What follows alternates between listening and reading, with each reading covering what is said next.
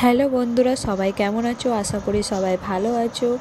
আজকে আমি করতে চলেছি একটা সবারই প্রিয় খাবার, সেটা হলো এগ রোল, যেটা বাজারে সবাই খুব ভালোভাবে পছন্দ করো আর সবারই ফেভারিট। আমি করছি বাড়িতে, তবে আমি আগে আরও 2-3 বার করেছি।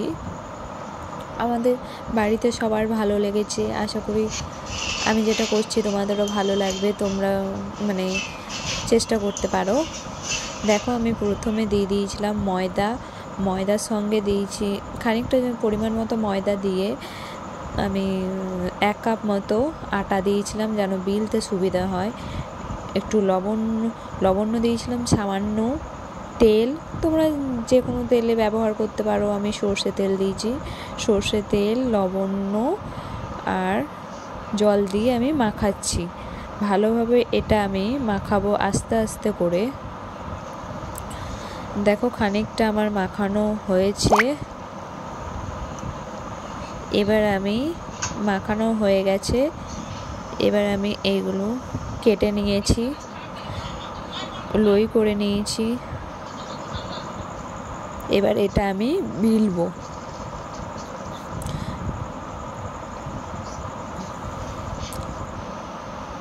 দেখো, আমার বেলা হয়ে গেছে, কত সুন্দর গোলভাবে বেলা হয়েছিল। এবার আমি তাওয়াতে দিয়ে দিয়েছিলাম, একটু হালকা সামান্য করে সেঁকে নেব, বেশি সেঁকবো না, হালকা হালকা করে সেঁকে নেব।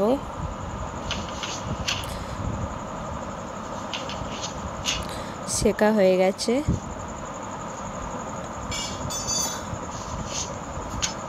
আবার একটা সেঁকে নিচ্ছি।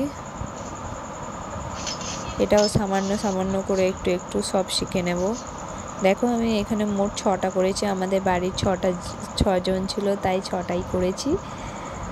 তোমাদের যতজন থাকবে তোমরা করতে পারো। এবার আমি এখানে তাওয়াতে তেল দিয়েছি, তার মধ্যে ডিম ফাটানো ছিল, ডিমের মতন একটু কাঁচা লঙ্কা, পেঁয়াজ আর নুন দিয়ে মাখিয়ে রেখেছিলাম। তেলের উপরে দিয়ে তার উপরে রুটি দিয়ে একটু চাপা দিয়ে দিয়েছিলাম। চাপা দিয়ে হয়ে গেলে উল্টে নিয়েছি।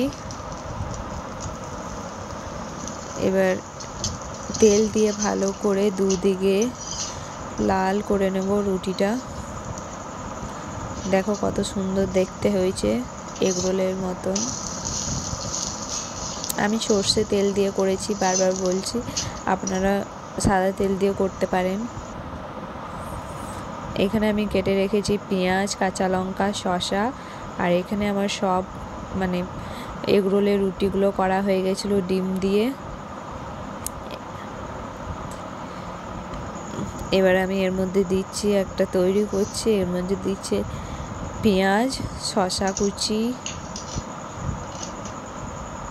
পেঁয়াজ কুচি দিলাম প্রথমে, তারপর শসা কুচি, কাঁচা লঙ্কা কুচি,